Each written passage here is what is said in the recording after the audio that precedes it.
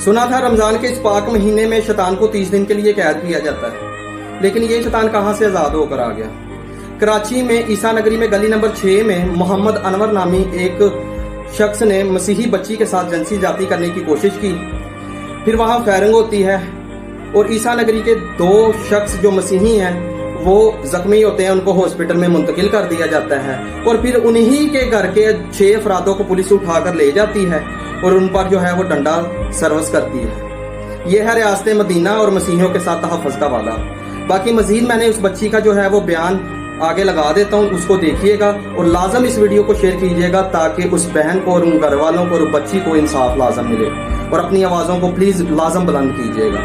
God bless you. बेटा की गल हुई तेरे नाल?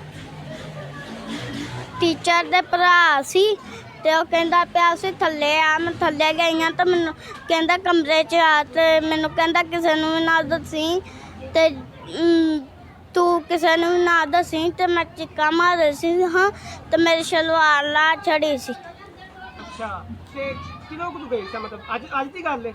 हाँ जी।